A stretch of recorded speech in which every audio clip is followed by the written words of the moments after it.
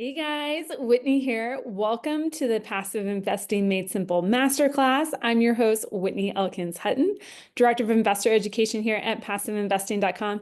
And I'm excited you have joined me today because today we are going to be diving in to a lot of the concepts from my book, Money for Tomorrow, your playbook for creating, keeping, growing, and passing wealth on. Now, today I'm going to touch on the 4 big rules that you as a passive investor must master in order to win the wealth game. Not just the wealth game for yourself, but generational wealth. But before we dive into that, you're in the right place. If you want to learn how to free up cash for your first or next investment, if you're just looking for better systems to manage and grow your portfolio, or want clear, actionable strategies to grow and protect your wealth, if that is you, you're in the right place.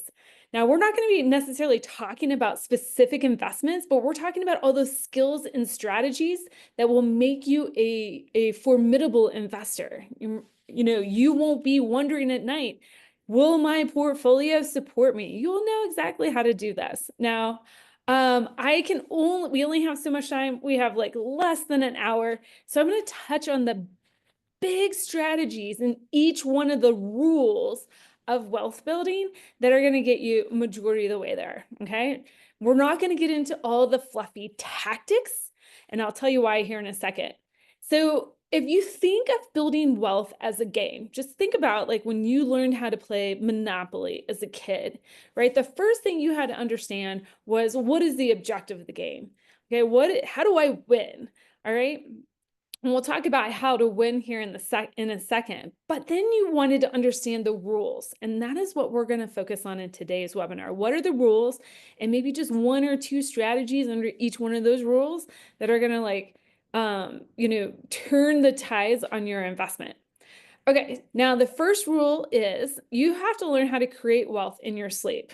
Okay, now a lot of people mistake creating wealth as like, I'm going out and getting a better paying job, which that is part of it.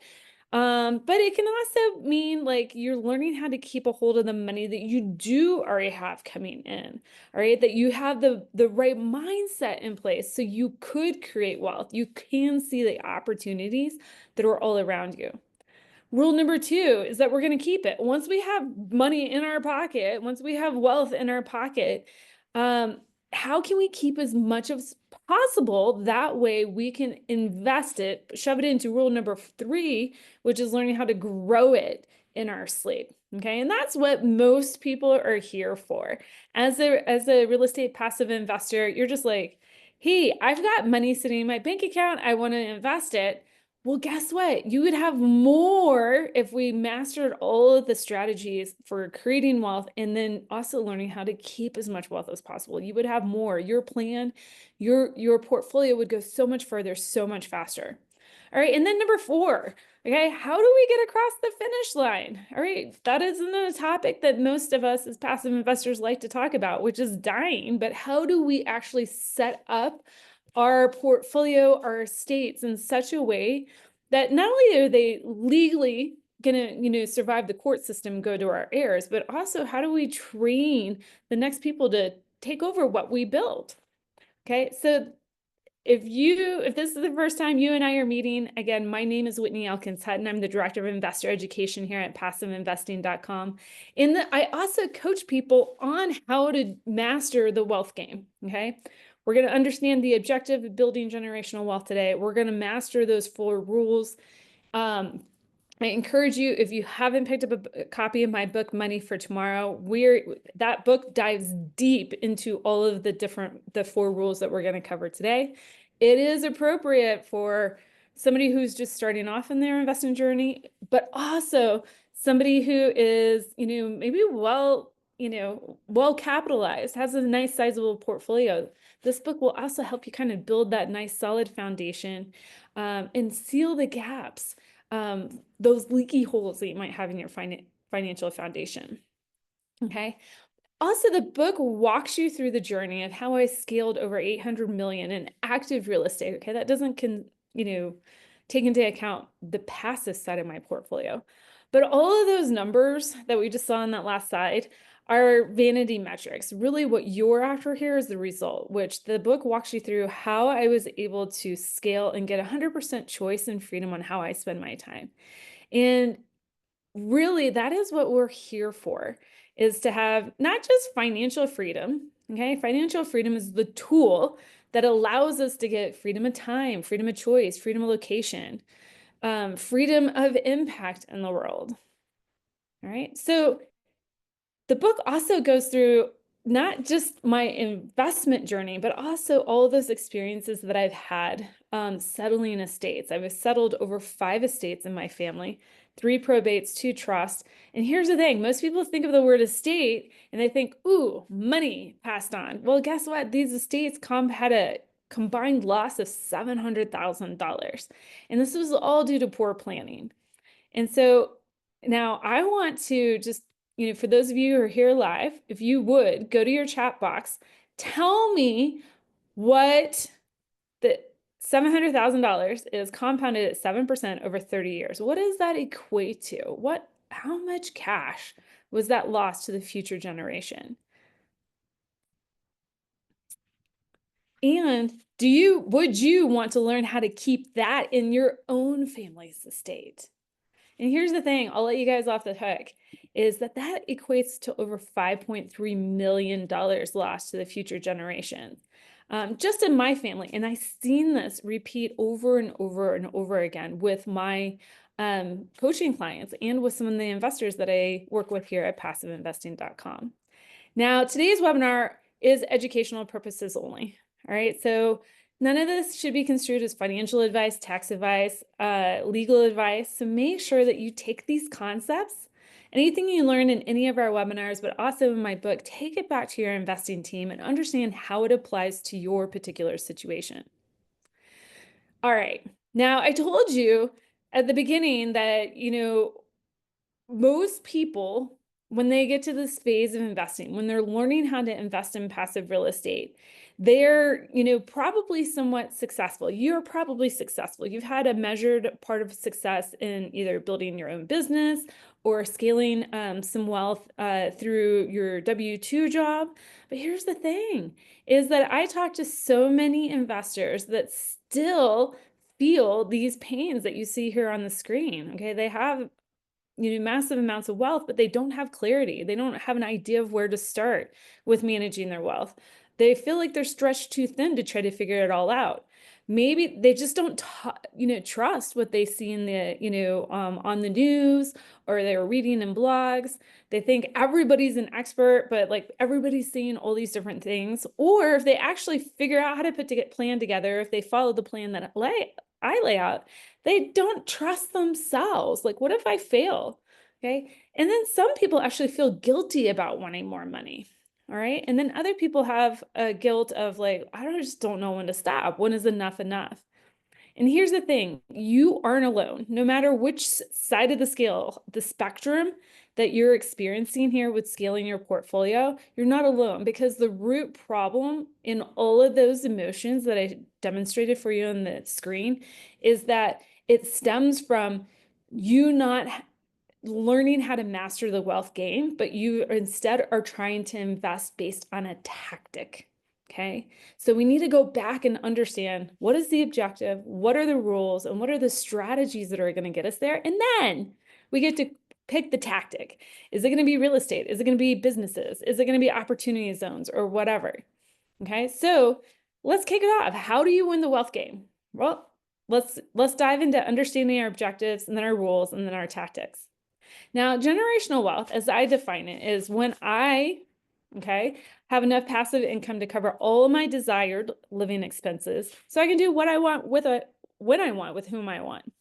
Okay, that's wealth.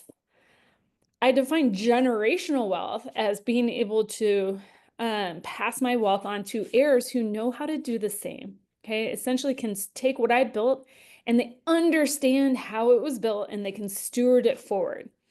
Okay, that way we don't have this shirt sleeve to shirt sleeve inside 3 generations. We don't have one generation building the wealth, another one growing the wealth, and the other one, the 3rd generation, spending the wealth. Okay, we want to make sure we've got a system in place to where we can pass on these values, these principles, these strategies onto the next generation. And I want to credit a friend of mine, Gino Barbaro.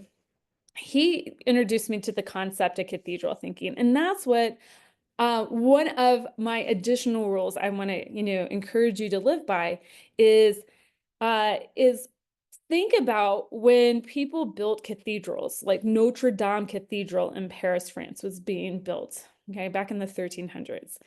How long did it take for that cathedral to be built? It wasn't 10 years, 20 years, 50 years, or even 100 years. There were people that started building, laying the bricks on the foundation of that cathedral that never saw the spire going on top. And not just one generation, but multiple generations.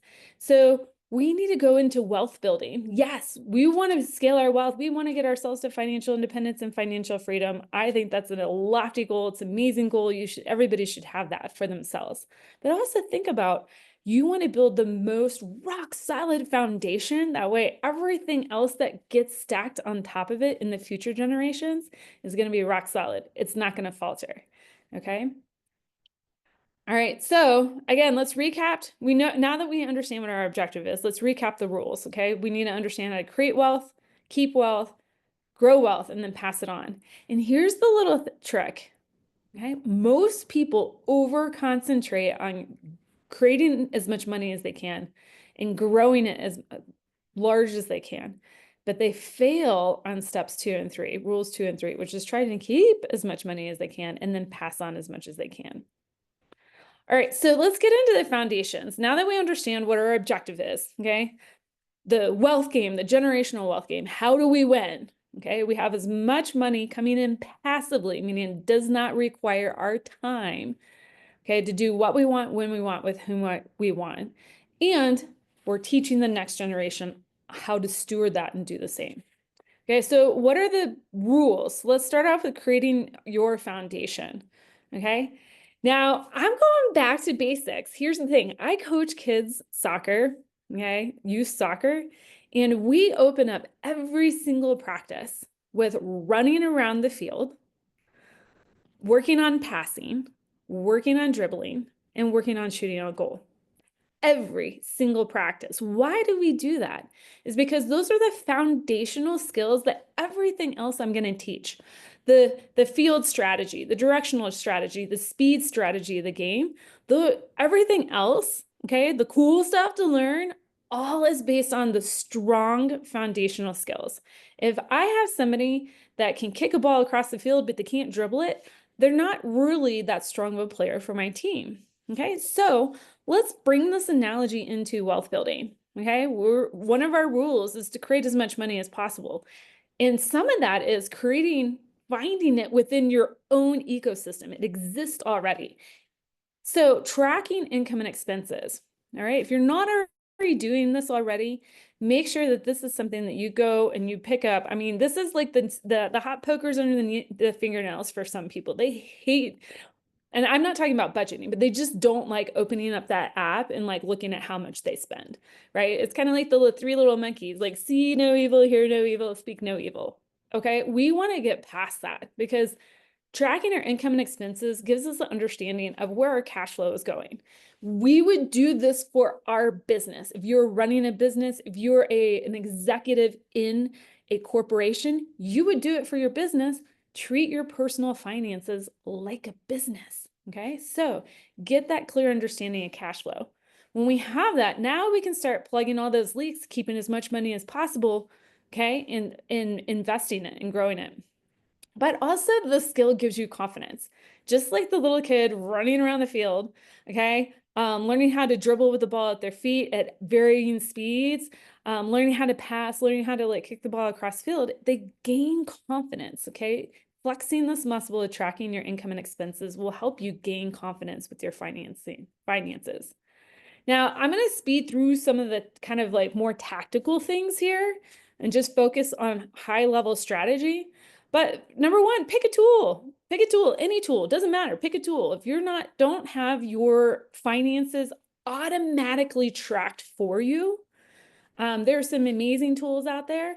This is the time to do it. Okay. I personally love Quicken Simplify. That's my favorite tool of choice. Monarch is another tool. It's an all-in-one financial tool that a lot of people like. You might have a line on another tool that you really like. Empower.com used to be known as Personal Capital.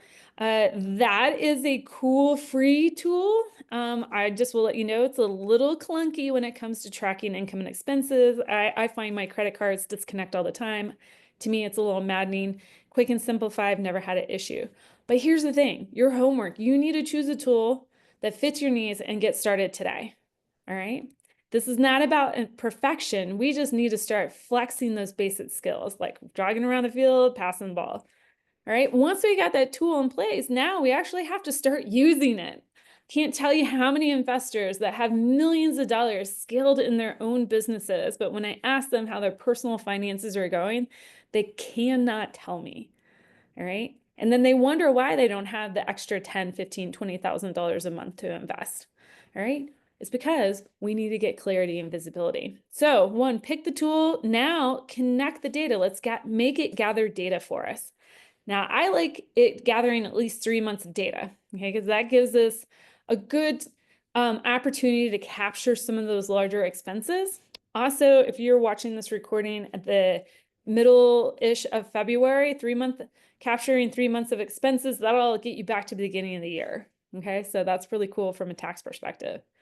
Okay, and then we need to start forcing that software to categorize the expenses for us. All right, now here's the thing. Bonus points to you if you actually set up the categorization as what your CPA would want you to file on your taxes. Okay, bonus points there. Also, for those of my QuickBook owners, okay, like if you own a business and you're already using like a software tool like QuickBooks, you can set up a different chart of accounts for your personal expenses. So you can do that. Okay, so that's step number one. Okay, some of these things I'm going to move over, but step number one, getting that automated tool, making sure it tracks your expenses. All right, then we need to start finding expenses for us to kind of, recapture. I sat down with my coaching group last year, and I had, gave everybody a challenge. I'm like, I want you to find at least $30,000 of expenses that you could eliminate that would not reduce your lifestyle. Now, most people were kind of like firing back at me. They were like, Whitney, no way. I can't even find $5,000 worth of expenses for the year. There's no way I'm going to find 30. And I'm like, we need to accept the challenge. And here's the thing. My average coaching client found over $50,000 worth of expenses, and it did not reduce their lifestyle. Okay. So when I challenge you, do this. But when you find these expenses, when you lower them, when you recapture that, you have to give that money a job. Okay. And we can give it 1 of 3 jobs. Okay. If you have debt, pay off the debt. Lower your debt to income ratio. That's going to do wonders if you're, say, like trying to buy another house, another rental property, if you need to get a loan for anything, or if you need to switch jobs. Okay, having a good debt to income ratio would be great for your job. If you don't have an emergency account set up, make sure you have your emergency accounts funded. And then number 3, once you've got your debt pay down, your emergency account set up, number 3, fund your investment accounts and then invest. All right. Now here's the power of financial awareness. Okay. So one of my coaching clients last year found $5,000 a month. Okay. That she could recoup. That's $60,000. When she reinvested that at, say, just an 8% preferred return for 10 years, she added over time, she's going to add another $1 million of net worth to her bottom line. Okay. So a lot of people will push back on me and they were like, Whitney, I don't need to track my expenses. I got enough income coming in. I'm like, who wants another $1 million? I do. Let's do the work. All right. Okay. Just a quick little disclaimer here. If you have a business, this is a great time to separate out your personal and business expenses. All right. Now, once you have, again, we're at the basics. We were tracking our income and expenses. We got our balance sheet being tracked. The next thing is getting our balance sheet tracked. So we need to understand where our assets are, our liabilities. Okay. And then when we take all of our assets and add it up, subtract the liabilities, we get our net worth. All right. I can't tell you how many people that I work with that aren't tracking their net worth. All right. Now, for most passive investors, you don't have to track your net worth because you don't have to qualify for the loan. But at some point in time, we need to have a measure on, is our wealth growing year over year? Okay, so a minimum, do this exercise every single year. I argue until you're an accredited investor, you need to be doing this, updating your balance sheet at least once a quarter. All right. So again, when you go through this exercise of putting your balance sheet together, okay, you could also find some underutilized savings. Okay.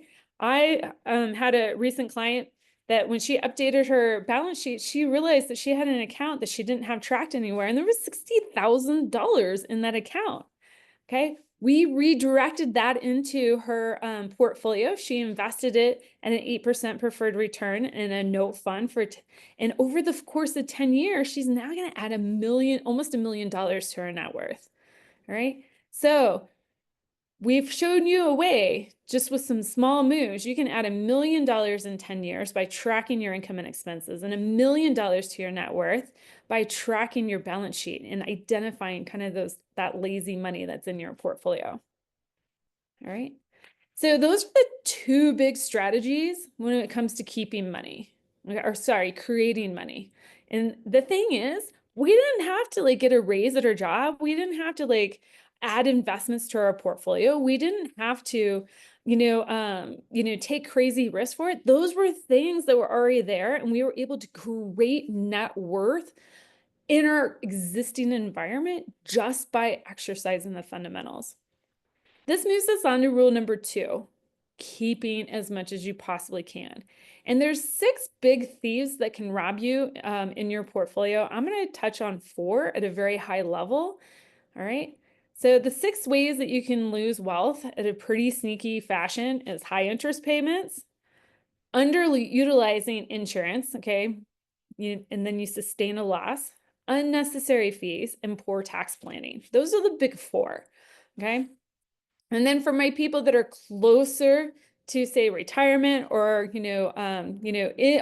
in retirement, you need to be thinking about provisional income, and then you need to be thinking about making sure that you've got your capacity plan in place. I actually would argue everybody should have a capacity plan in place. But let's just take a quick peek on how powerful it can be if we make sure our portfolio, all of our debts and liabilities in our portfolio, were optimized. Okay, so here's a little mathematical formula that you can use to calculate on every single debt that you have. It's called the cash flow index.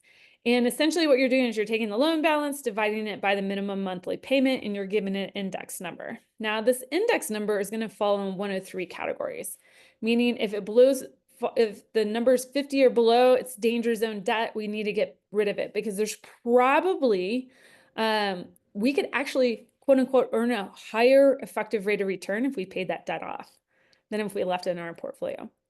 If it's in between 50 and 100, okay, let's maybe renegotiate that. Okay, see if we can extend the terms, lower the payments. Okay, get that into what we call the happy zone, 100 and above. That's the most efficient debt that we can carry.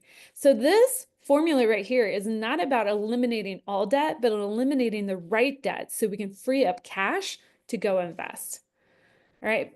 Here's the thing. Most people would like to follow Dave Ramsey, Susie Orman's methods, and which for some people, these are highly effective, which is they line up their debts by the APR. They're going to pay off the highest APR debt first, or maybe they're going to pay off the highest monthly minimum payment first.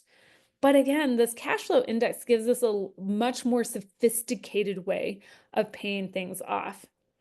Okay, because if you're watching my screen right here, we calculated the cash flow index all the way on the right, but these debts are ordered up according to APR. You can see over here by the cash flow index, that doesn't really line up with the most effective way to pay off the debts. When we reorganize this list based on the cash flow index, okay, we flip things around, meaning that now we're going to be able to pay off our credit card and our car loan, and each of those would give us an effective rate of return in our portfolio of over 24%. That's huge. Okay, now we've freed up some cash to go after either our other debts that may or may not be optimized, or for us to free up cash to feed into our investment plan. Right? And again, all these concepts are expounded further in my book, Money for Tomorrow. But if you want to find 50, 60, 70, hundreds of thousands of dollars to invest, I'm showing you how to do it right here.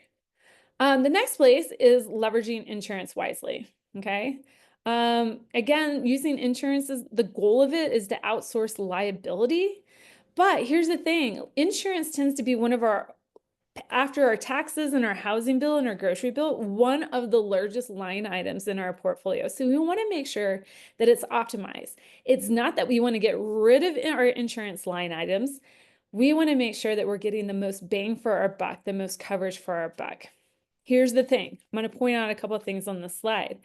A lot of people post-COVID are working from home. If you have a home office, you're going to want to talk with your renter's insurance or your homeowner's insurance and make sure your home office is actually covered on your policy.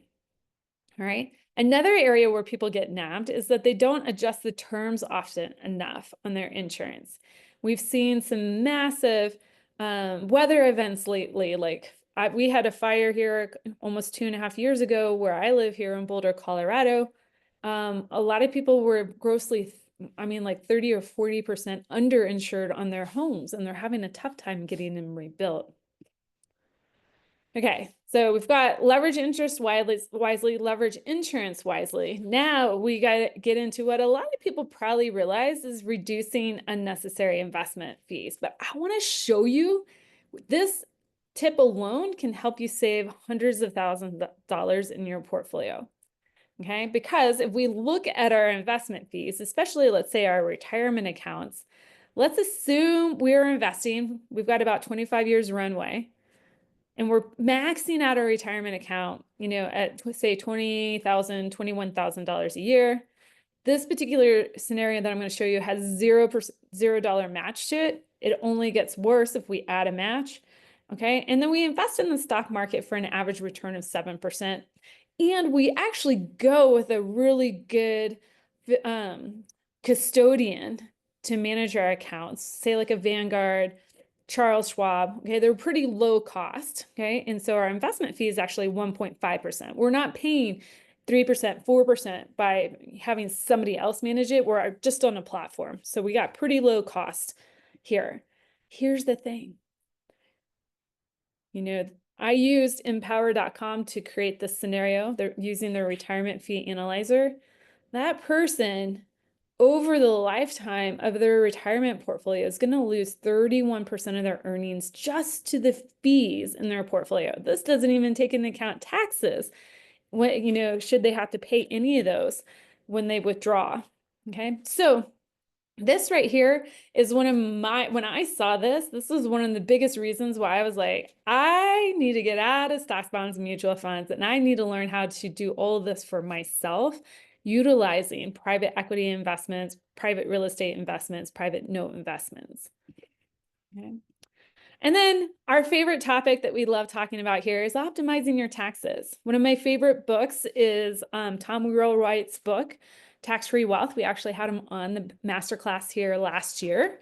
And here he's going to teach you how to do how to optimize your taxes essentially in 5 steps. Okay. 1, make sure you're taking all your deductions that you possibly can.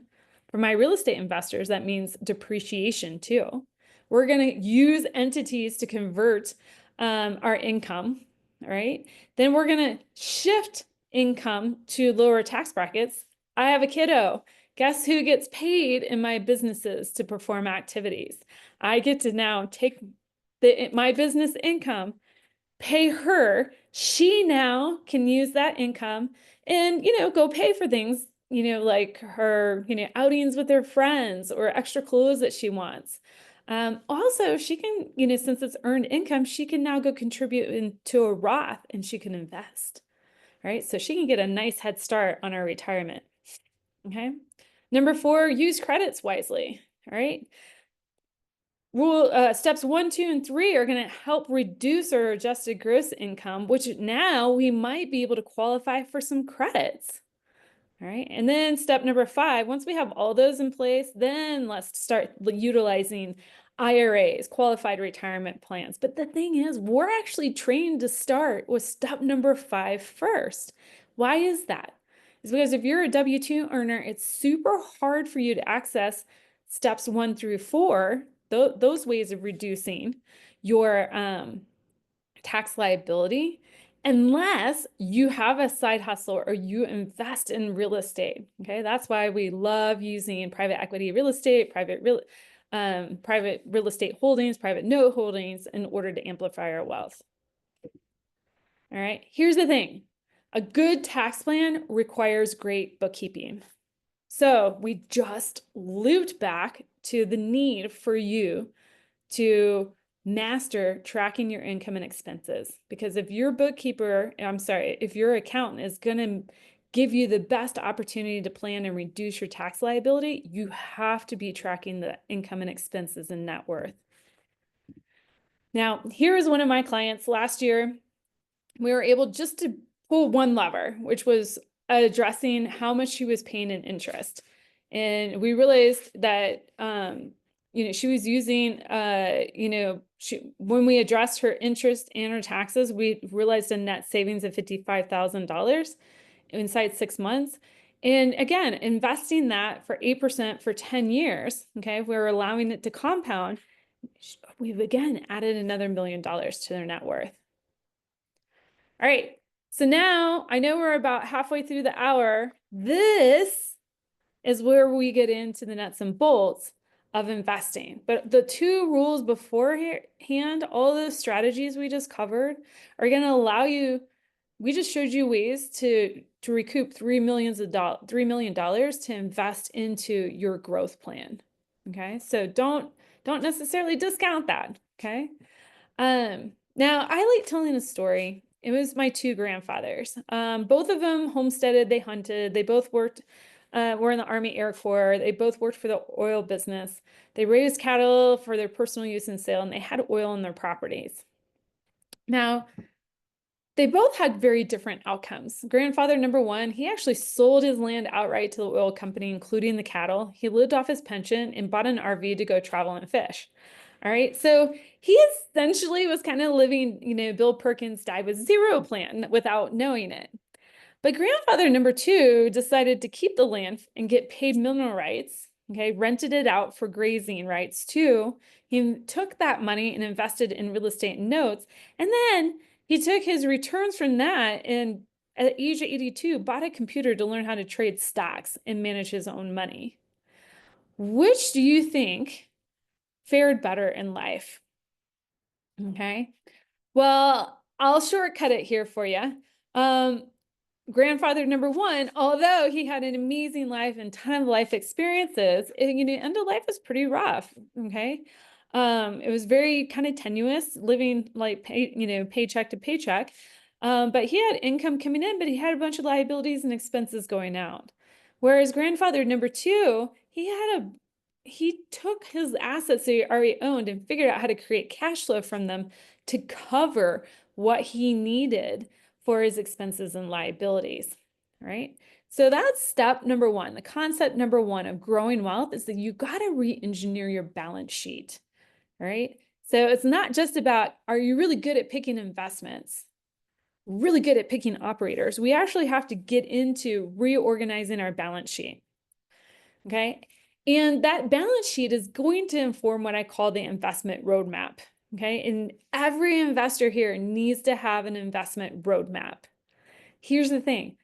The first step that I always work with my investors to create their investment roadmap is to make sure that they're tracking their income and expenses and their net worth. That's always step number 1. Why? Because that data is actually going to tell me where they are at, not where they think they are at, which can be 2 different things. All right, so when we have an investment roadmap, think of that roadmap as your GPS. It's going to tell you where you're at and where you need to go.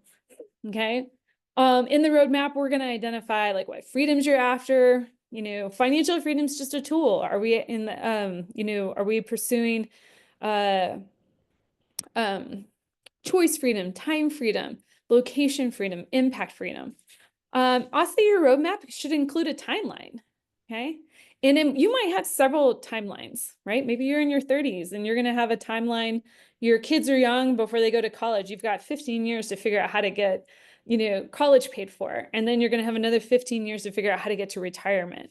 And then you're going to have another like 30 years of like retirement, So those are like 3 different roadmaps you're going to create there, or milestones in there. Okay, so think about your different timelines that you have. Also think about, in each one of those timelines, what is your risk tolerance? Okay, because it will change. Here's the thing though, a lot of people get into investments with what their risk tolerance is today, not thinking about what their risk tolerance is going to be. Say like the investment goes 10 years, but their risk tolerance is going to change in 5 years. You're going to wake up in 5 years and go, I want my money back, because that investment that I was okay with 5 years ago, I want back in my pocket today because it's too risky for me now. So think about what freedoms you're after in each kind of phase of your roadmap. Think about your risk tolerance, and then think about, in each of those phases, what do you need from your portfolio? Okay, if you're younger, okay, I'm going to flip to the timeline piece.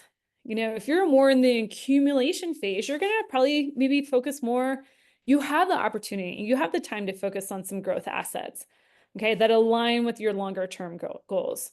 If you're more in that transition type timeline, you need to start taking some accumulation off the table and making sure that it's transitioning into cash flow heavy assets. Okay, if you're in the retirement phase, you're probably going to prioritize stability and preservation, and maybe even target pure cash flow. But the key is here, when you're creating your roadmap, you have to know where you're at today, where you're going to be at in like varying increments. I have my investors thinking 5 years, 10 years, and 20 years. Okay. And again, remember, in each of those phases, we want to understand your risk. What are those risks you're willing to take in each of those phases? If you're in the accumulation phase, you might be okay swinging for the fences on some development deals and deep value add deals. Okay. But as you like transition, you might take less and less risk. Okay. We need to be aware of that, where we're at. Okay.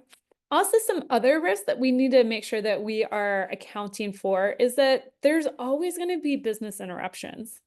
Okay.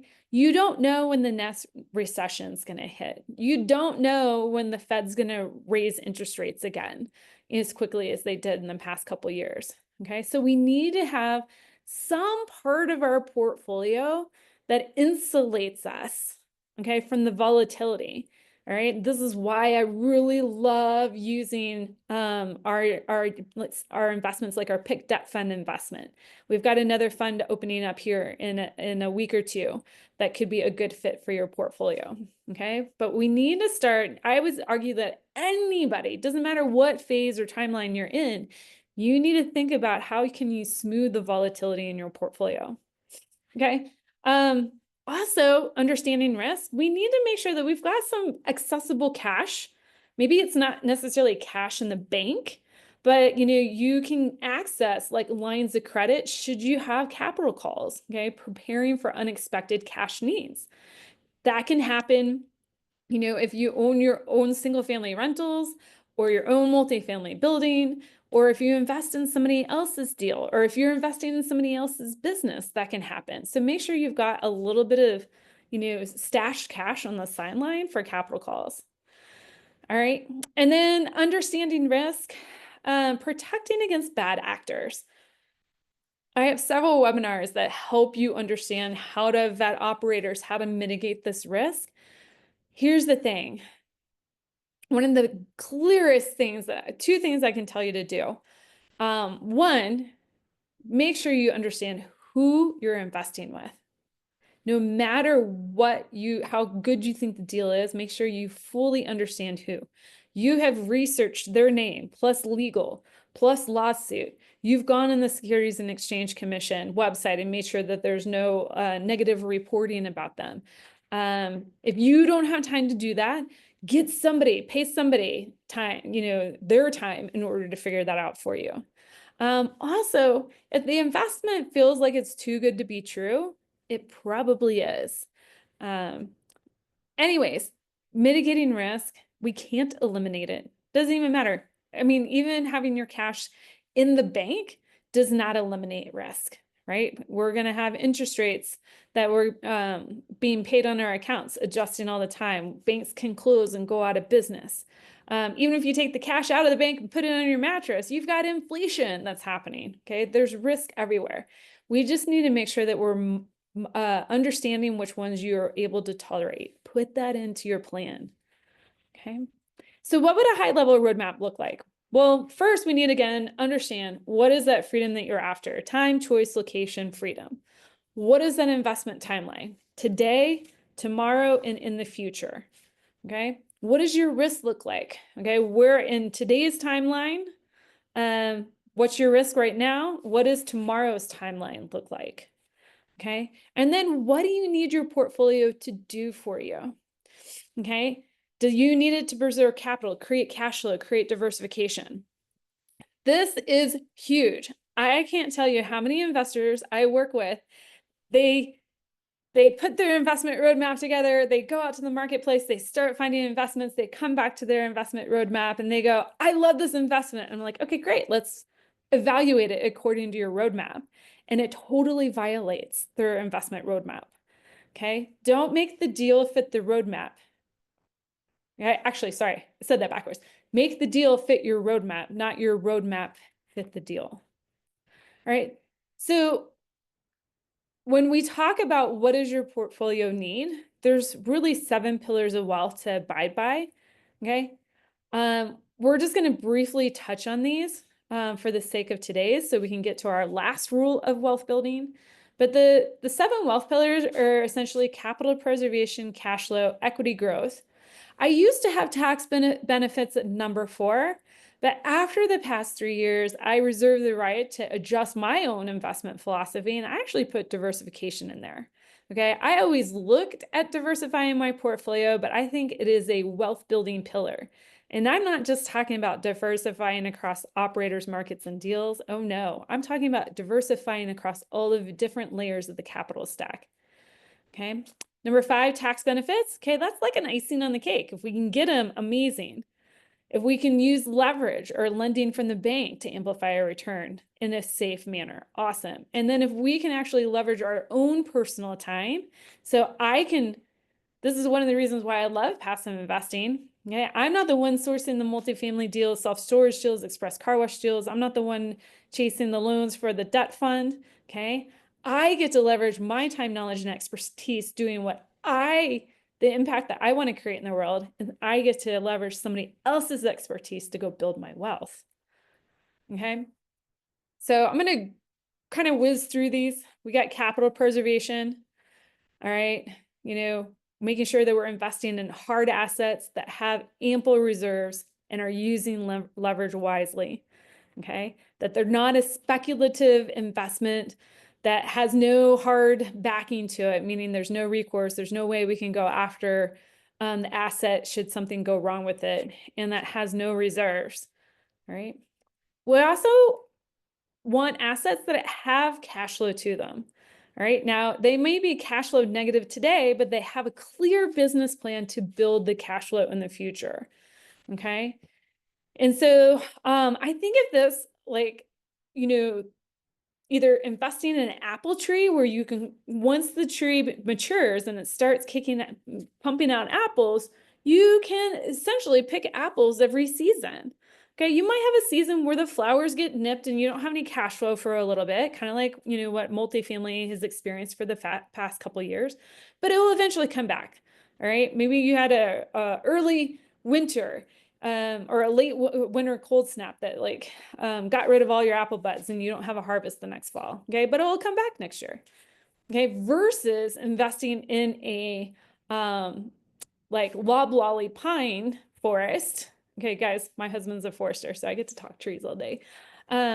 But those are for, harvesting paper. They only get harvested, every 10 or 20, 30 years, okay? We want to have the apple tree, okay? Something that can produce cash flow in a consistent manner. And then we want to be able to pull our equity levers. This is another way we get wealthy. Can we get natural market appreciation? Can we get forced appreciation? Okay. Kudos if we are in an investment where there's equity pay down too from the tenants, because that actually builds equity for us. All right. Then number 4, I mentioned this already, but investing across the capital stack. Okay. The last few years, I talked to so many investors that were in the common equity class, and they're like, Whitney, I don't know how this happened. I had multifamily, I had self-storage, I had mobile home parks. I was so diversified across all these uncorrelated asset classes, but they all had issues. Why is that? It's because all those asset classes took out leverage. So they were exposed to one lever that we're pulling here, which was the leverage that they were using, the lending, and they struggled and they had issues. Now, a lot of operators are able to navigate this environment. Those assets are going to be fine. They'll eventually get their capital back, but it is hard. It is hard to sit in that tenuous situation. But my investors that were able to have a good part of their portfolio in debt, maybe some mezzanine debt, as well as diversifying in the common equity class, okay, yeah, they experienced some cash flow compression up here. They've got longer timelines happening up here in the common equity class, but their debt side of their portfolio smoothed the volatility for them. Okay, so this is something, a key, concept that I'm really driving home with people these days. Okay, and then you got the gas on the fire, our tax benefits leverage, and then leveraging experts. Now I'm going to cruise this. I'm going to make sure we leave some time for our last rule.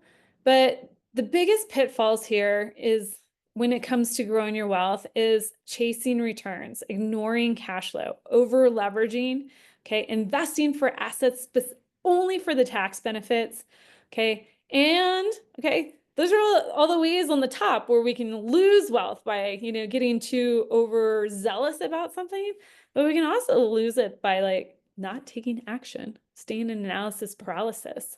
Okay, so both ends of the spectrum can give us some, some pitfalls here. All right, so our last rule is learning how to pass on wealth. Okay, and I'm going to leave you with this simple framework and then open up the floor for questions.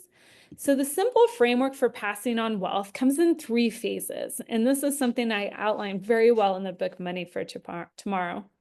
But making sure that you've planned for your incapacity, making sure you have your 2 wealth transfer systems in place, and then making sure that you've trained your heirs and executor. Because the most reason why people fail is because they don't do one of those 3 things. One, they fail at the finish line because, they had an immediate health event that just wiped out their finances. They didn't have an incapacity plan in place. Or they thought, hey, my family's not going to fight in the court system. Everybody knows what, who's getting what of my assets. And then everything gets lost in the court system. Or the wealth actually passes on to the next generation and they don't know what to do with it. They don't know how to manage it. Okay, so planning for incapacity, we want to make sure we got our living will, healthcare directives, and durable power of attorneys. Why? Is because that'll keep your loved ones out of the court system. Should something happen to you, you slip, trip, and fall and hit your head and you're in a coma. These are things you can't plan for. And it also ensures that trusted individuals are making decisions on your behalf. All right. Then phase number 2, that we actually have that financial estate planning, our estate plan in place. But here's the thing, most people think their estate isn't complicated, they don't want to spend the money, everybody always knows their wishes, or they just plain procrastinate, okay? So here's a quick little thing. If you don't have an estate plan already set up, I want you to do this today, which is name all your paid on death beneficiaries on every account you possibly can, all your banking accounts, checking accounts, money market accounts, CDs, individual retirement accounts, brokerage accounts, investment accounts, stock securities, real estate, life insurance even. You can name beneficiaries, which means as long as your beneficiary is in place and something happens to you, more than 99% of the time, that asset's going to go directly to them. It's going to skip probate. It's not going to become public knowledge. All right. So that's huge. That's what we want. Okay. Now, we still have to do this step, which is planning our estate to keep our loved ones out of court if possible. Okay. So make sure that you have a will or a trust. I personally love trust. Okay. They might be a little bit of an upfront expense now, but they're going to save my family, my heirs, a lot of money in the back end, and it's going to keep my assets private. And if I move all the stuff into the trust, I'm technically not the owner. Okay. So there's really no probate needed. All right. So make sure you talk to your lawyer about which one's most appropriate for you. Okay, but once we got our incapacity plan in place, we've got our will and trust in place. Now you got to train your family. We got to turn order into chaos. Or, I'm sorry, we got to turn chaos into order. Okay, and here's the thing. Most people just simply think that if they have a will or trust, that's all they need from an estate planning perspective. Okay, but you're going to do better. You know that that's not the case. Okay. We are going to make sure that we are training our executor and that they have all the documents that they need. They know where the will or the trust is. They know where to find the assets, okay? They know the rationale of why you set things up the way they did. Now, if you don't want to share that with an executor, especially maybe if they're not a family member, then leave sealed letters for your heirs. Okay, because sometimes just making that communication, ideally we would have that conversation face to face while everybody's still alive and healthy and we can, air things out, but at least have sealed letters in place. And then train your heirs, okay? And backstop is having a purpose statement for your will or trust, okay? Communicating all of those values and everything that you want to pass on to your heirs in that purpose statement, okay? But we also want to, train them while we're alive, okay? Real life training through games, books, documenting your journey. Heck, bring them in on your real estate investing. Have them invest alongside of you if you legally can. Now, I encourage you to take a little screenshot here of teaching your heirs. These are some of my favorite books, education, games, life experiences that you can do, even, just documenting your journey to teach the next generation. All right, guys, remember, the reason why most people fail, it's because they don't understand how to win the wealth game. Okay, they don't understand the objectives. They don't read the rules. They simply just want a shortcut to get there, okay? So they don't want to put in the work. And maybe they get all that done for themselves, but they lose it all at the finish line because they were unprepared. But my question to you is, as we wrap up today's Passive Investing Made Simple webinar, is will you be that transitional character in your family? Okay, because when you are, you will be unstoppable. All right, guys. For those of you who are here live, we're about to move to the Ask Me Anything part of our show.